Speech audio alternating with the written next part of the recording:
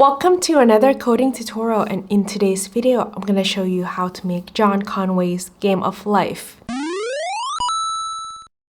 So who is John Conway and what is the Game of Life? The Game of Life, also known simply as Life, is a cellular automaton devised by the British mathematician John Horton Conway in 1970. A cellular automaton is a collection of cells arranged in a grid of a specified shape, and each cell has its own state that evolves over time according to a set of rules based on the states of its neighboring cells. And with the Game of Life, that specified shape that we're going to be creating is a two-dimensional orthogonal grid of squares. So basically, we're going to be creating a 2D array with a specific number of rows and columns.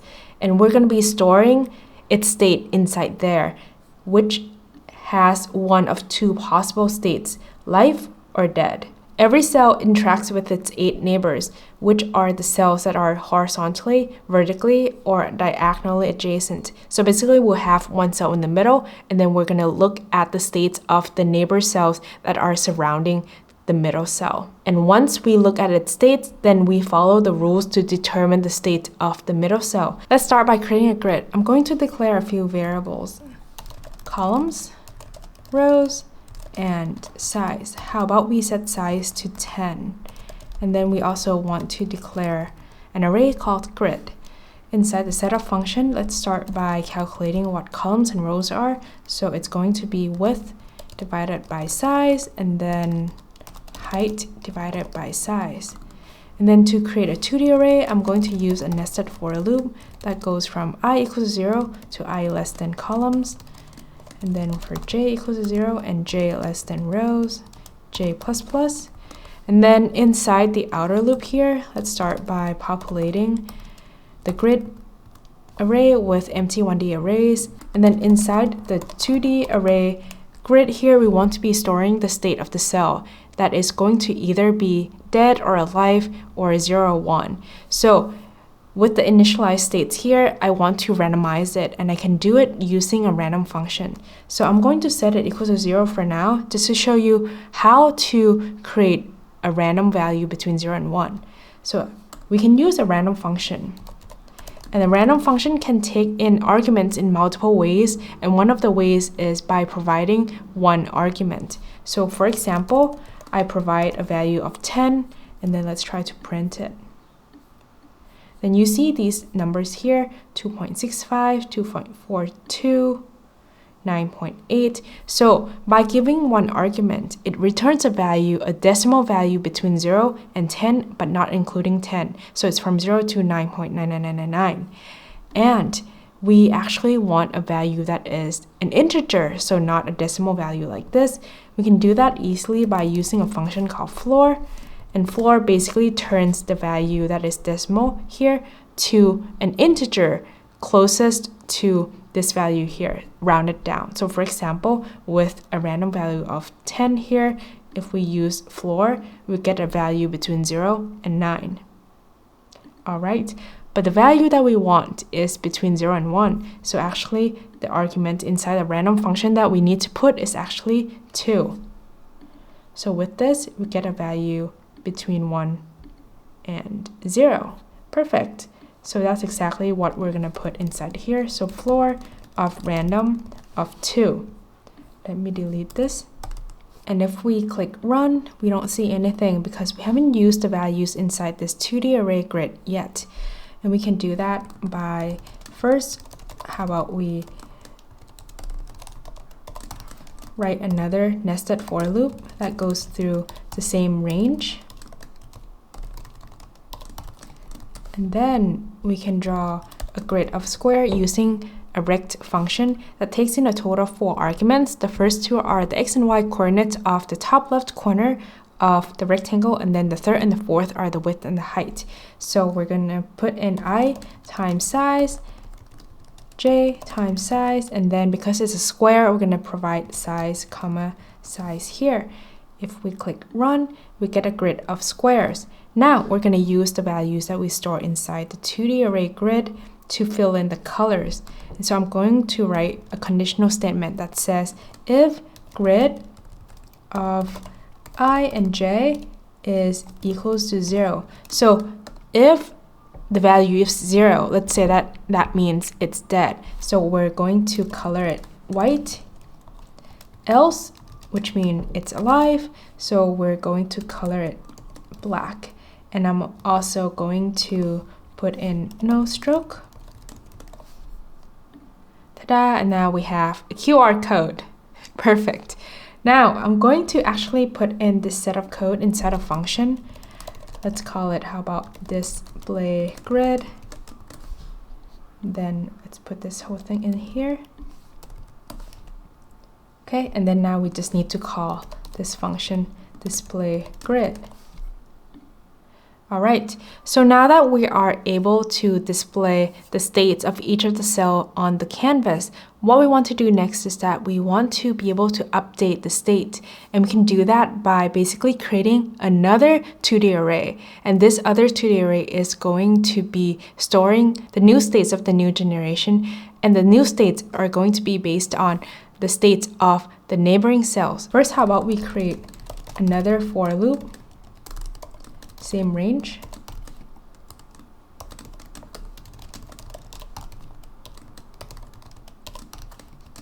And I'm going to create a new 2D array, and this 2D array is going to store the states of our next generation, right? So I'm gonna call it next gen and set it as an empty array. And just like the grid 2D array, inside the outer for loop, we're going to populate it with empty 1D arrays. And then inside here, we're gonna be putting in values of the new state. So to do that, we need to be able to sum up the values of the neighboring cells, right? Let's write a new function. Let's call it neighboring states. All right, and it's going to take in a total of 3 arguments. First, it's going to take in a grid. So basically, it's the grid, which is the first generation, right? The current generation. And then it's going to take in x and y. X and y arguments here are going to be the index values of the cell that we are calculating. So let's say that we're calculating this cell here. We want to be able to look at the neighbors that are to the left, to the right, up top, and below. So it's going to be the column to the left, the current column, and then the column to the right. And for row, it's going to be the row up top, and then the current row, and then the row below. So we can do that by using a nested for loop, actually. So, but this nested for loop is going to go from I equals to -1 to I less than 2, I plus plus. And then from j equals to -1 to j less than 2, j plus plus. With this, we're able to loop through the cells that are in the columns that are to the left, current, and to the right, and the rows that are above current and then below the rows and the columns of the cells we're calculating. To get the sum of all of these values inside the grid, first let's declare a variable called sum, and we're going to sum up all of these values by using the expression sum plus equals to grid of x, right? So x is the current one, plus I and y plus j. All right, and with this nested for loop, the sum also includes the current cell that we're calculating. So we need to also subtract that one out. So it's gonna be grid of x and y because we only want the 8 neighboring cells. And do not forget to return this sum. Okay, so now inside the nested for loop, where we're gonna be storing values inside the next gen array. First, how about we look at the 4 rules that we need. So we're gonna write a conditional statement here that says if what? So any live cell is when grid of I and j equals to 1, right? With fewer than 2 live neighbors. So we also need to declare a new variable that keeps the values of the neighboring states. So how about we do that first? So let n to be for neighboring states equals to this function here, right? And we want grid, and then instead of x and y here, we want I and j. All right, so if grid of I and j is equals to 1, meaning that it is a live cells, and what? And n is fewer than 2 live neighbors, and n is less than 2, then the cell dies. So next gen of I and j is equals to 0, right? So it dies. The second rule is any live cell with 2 or 3 live neighbors lives. So else if any live cell, so grid of I and j equals to 1, and so 2n equals to 2 or n equals to 3. Then next gen of I and j is 1. Make sure that you put a parentheses around the neighboring conditions here too. All right, so to the third rule, so else if any live cell with more than 3 live neighbors dies. So any live cell, so grid of I and j equals to 1 and n is more than 3, then next gen of I and j equals to 0. Then the last one is any dead cell with exactly 3 live neighbors become a live cell. So else if grid of I and j, so this one is a dead cells, right? And n is exactly 3, then next gen of I and j is 1. And I'm just gonna put the last one for else just to make sure that it covers everything. I'm gonna put next gen of I and j to be equals to grid of I and j. So basically what we have in this draw function is that first we draw the states of the current generation, right? Which we have done here and we see on the right here on the canvas. And then we basically create a new 2D array next gen that calculates a new state based on the neighboring states, right? And then after that, we want to be able to display the current cell again. So we need to set the current cell with the next gen cell, right? So basically at the end here, we set the current cell with the next gen states here, and then we display it, and then we calculate the next generation, and this time the state evolves over time. So let's try this. And we got an error that says cannot read properties of undefined. And that is actually because right here, we're basically looking at all of the cells inside this grid, including the cells that are at the borders here. But basically, we actually cannot get the values of cells that are outside the grid, right? Which is a negative index value or the index value that is more than the number of columns or rows. So what we can do, the quick fix here that we can do is what if we just says, let me just delete these rules. If I is equals to 0 or I is equals to columns minus 1 or j is equals to 0 or j is equals to rows minus 1. So all of the cells that are at the borders here, then I want to set next gen of I and j to be 1. Let's make it all alive. Else, we want to put this code in there.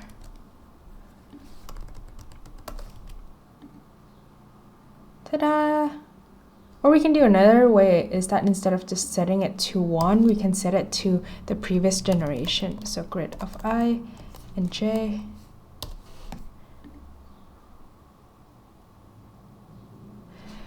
But if we don't want to do it this way, basically what we can do is we can fix the calculation inside the neighboring states function here. If we look at the column that is 0, right? We basically want to, let's say that we have 10 columns. If it's at 0, we want to look at the column that is equals to 0, equals to 1, and also equals to 9, right? And actually, we can do that using an expression called modulo. And this expression, what we're going to do is that, how about let's first set x index equals to x plus I, and then let y index equals to y plus j, and I'm going to replace these in here. Actually, let's go to a blank sketch. So if I set columns to be equals to 10, and then let's set x to be equals to, how about 10 as well. So it's the last column. And then if I is equals to 1, and then now if I set x index to be equals to x plus I, right? Then if I print x index, now we get 11. And because we only have 10 columns, we're going to get an error because there is no index 11. So what we can do is that we can use this modulus expression. What this expression does is that it returns the remainders of the division between this and this. So basically, x plus I is 11, right? And then columns here is 10. So if I click run, I get 1 because 10 goes into 11 one time and has a remainder of 1. So this is the remainder. So we can use this expression to make sure that we wrap around the number of columns or rows that we have in our grid. But this actually would not work with if, let's say, x equals to 0. So x is to the left here, and I is equals to -1. Because -1 mod or modulus 10 is still -1. So what we can do is we can add the number of columns inside this parentheses here, and if we click run, we get 9. So with this expression, instead of getting -1, we add it by the columns, which is -1 plus 10 becomes 9. 9 mod 10 is 9. And with this, when the columns equal to 0, it just wraps around to the other side. So this is the expression that we want to use for both the x index and the y index. So let's copy this. Let's go back to the original sketch. And on the y side, we want to do y plus j plus rows mod rows. And with this, we don't need the conditional statement here anymore. So let's delete this and make sure that you also delete an extra curly bracket. And then if we click run, now it works. Then now I also want to set the size to be smaller to 5. All right, so now we have the game of life. Next, what I want to do is that I want to put this set of code inside a class. So I'm going to come to this arrow here, click the plus sign and click create file. I'm going to call it grid.js. Okay, and then before we start writing a class, go to index.html file, come to this line of code, let's copy and paste here, change the name to the name of the new JavaScript file that you just created, in my case, grid.js, and this is how you integrate a new JavaScript file into your program. All right, so now we're ready to write a class, writing the word class, and then I'm gonna name my class grid, and then I'm gonna write a constructor function, and two methods, display and update. All right, so if we go back to sketch.js, first, this whole thing, the grid, is going to be part of the constructor function. So this .grid is going to be an array, and then we have this. We need to put this dot here. All right, and then let's go back here. The code inside display grid is going to be part of our method display.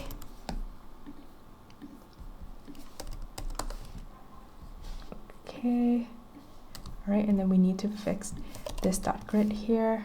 Everything else are global variables. And then for update, it's gonna be this set of code here. We don't need this.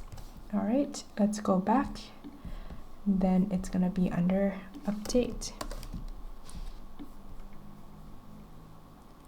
Okay, and then this has to be this.grid, this.grid, this.grid, this.grid, and this.grid. Last one I promised. Okay, and then the last thing in here that we want to put is that we want to put this neighboring function as the method inside our grid class. So we don't need the word function for the method inside a class. All of these are okay. And then we need to also put this dot in front of the method here. And this is how we call a method within a class. And then this has to be this.grid. This should work. All right, let's go back. And then we're gonna create the grid. Let's call it grid. And grid is gonna be a new grid. And we're gonna do grid.update and grid.display.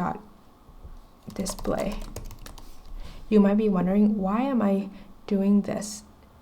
Because we already had this whole set of code. I just want to clean it up, and then I want to create some graphical user interface to create different options for our game of life. Now I'm going to create 3 buttons to provide different playing options for the game of life. Let's start with a play button. First, we need to declare the name of the button, so let's call it play button.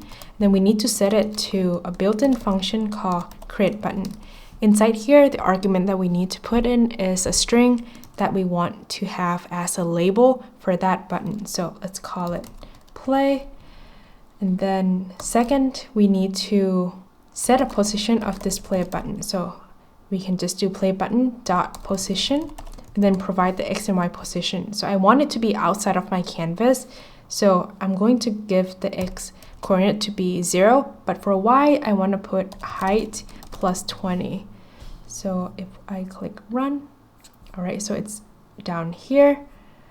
And then I want to have it do something when I click the button.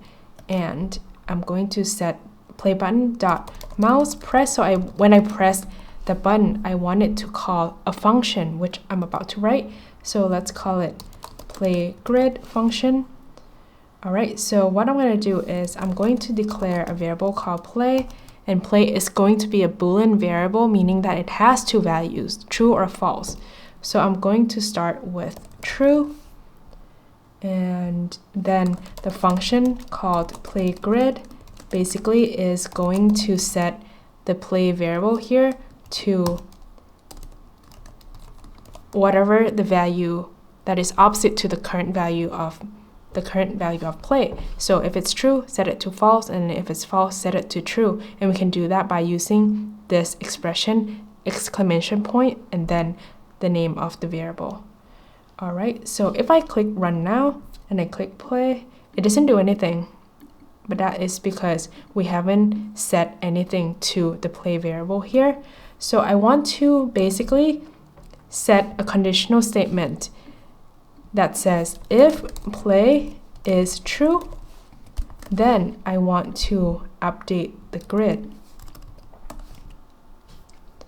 If I click run now, if I click play, then it stops. If I click, then it plays, stop, plays, stop, plays.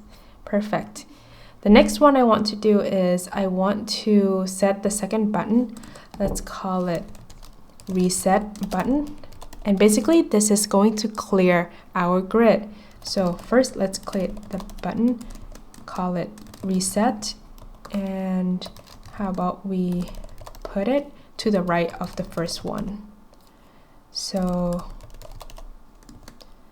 let's put it at 45 and then same height.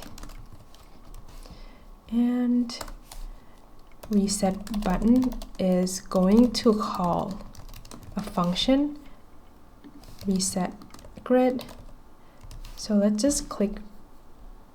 Actually, I need to write this function first for it to not give an error. All right, so if I click run, all right, reset doesn't do anything yet, but play does. Okay, so inside this reset grid, I want to reset the values of the cell or the states inside the grid to all be 0, right? So how about we just do grid.reset grid. So it's a method within the grid class, and we have not written that yet. So let's do that.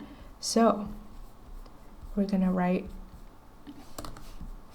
reset grid, and basically we're gonna loop through everything, right? So using the nested for loop,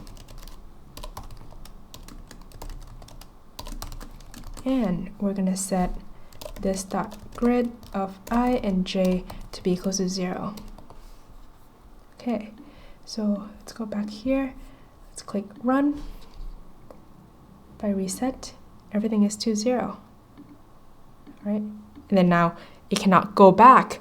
So that's the last button that I want to create, and let's call it a random button. And basically it just creates a random grid like we did initially, right? So let's call it random. How about we set the position to 100, same height, and this is gonna call a function random grid, which we need to write random grid. It's gonna call a method inside the grid class called random grid, which we're gonna go back and write right now. So I'm going to just copy this, set it to random grid, and instead of setting this to 0, let's set it to floor of random of 2. Let's click run, reset random, play.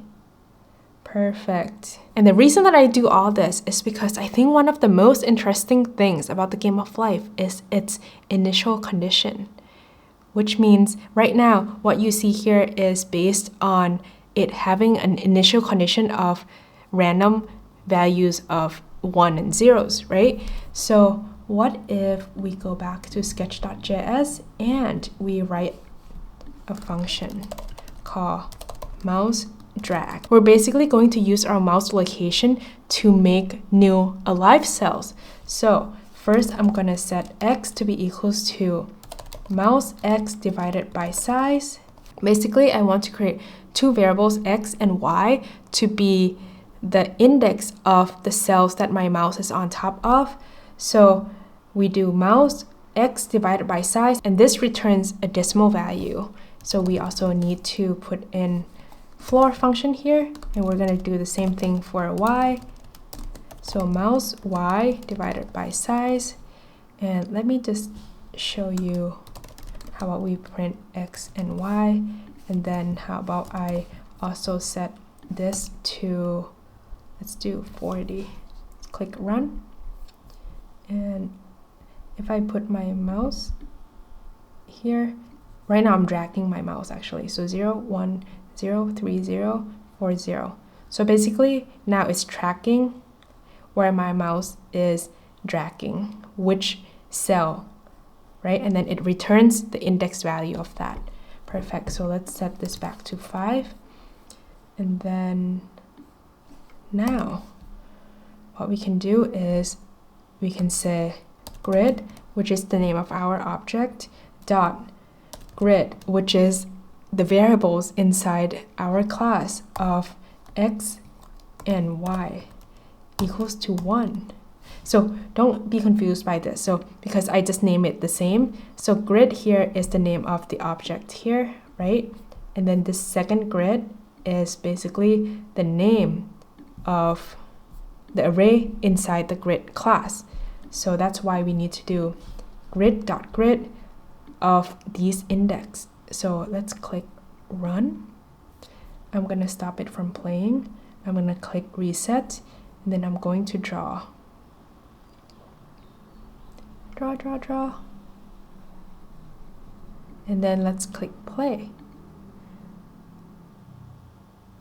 Ta-da! So now you can create your own initial condition. But because right now I just feel like it's kind of hard to draw because each time I drag, or like the return values here is just the cell that my mouse is on top of, I kind of want to create like a section of cells. So let's do that. I'm going to create a new variable called margin, and I'm going to set it to 2. And then I'm going to write a nested for loop that says let I equals to negative margin to I less than margin I plus plus. Same thing for the y side. So basically I'm going to track the cell's location of where my mouse is -2 and +2, to the left, to the right, up top, and below. And then we're gonna make those cells alive. So grid.grid of x plus I and y plus j. If I click run, and then let's stop it from playing, click reset, and then you see now it's like a bigger block.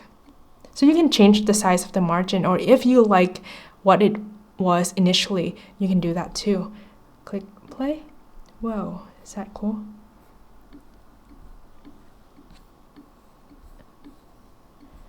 But now it's kind of confusing because right now when I toggle this play button, you don't know when it's playing or it's not if you reset it, right?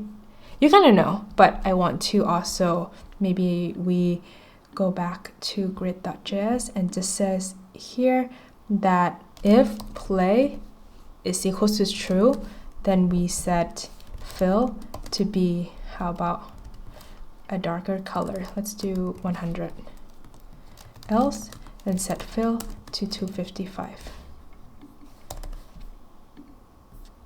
All right, so actually I want it to be the opposite.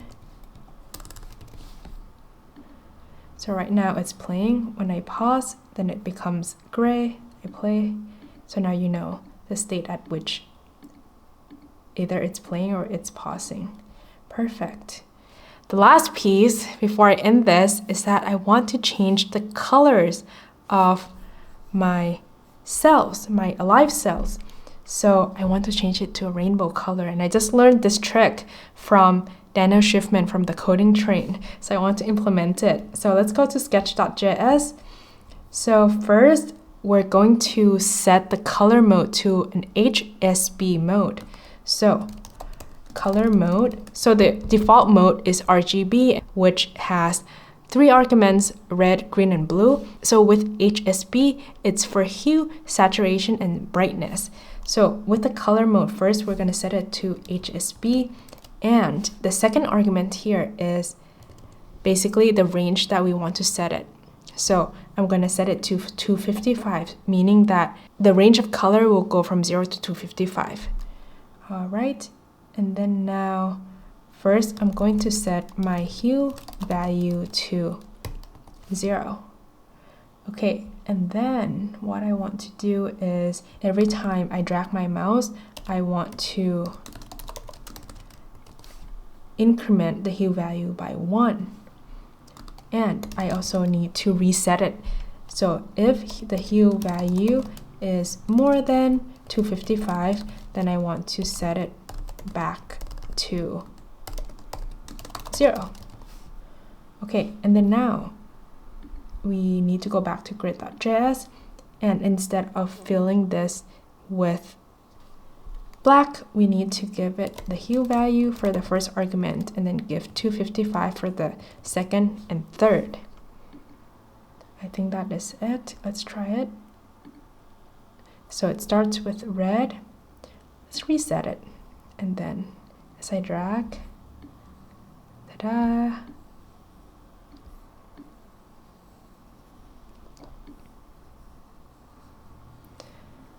Okay, this is fun. All right. If you're interested in the other types of cellular automata, I highly recommend you check out Daniel Schiffman's coding challenges from the Coding Train YouTube channel. He has done lots and lots of this kind of stuff. And if there are other types that you would like me to dig deeper, be sure to leave it in the comments. Give this one a try.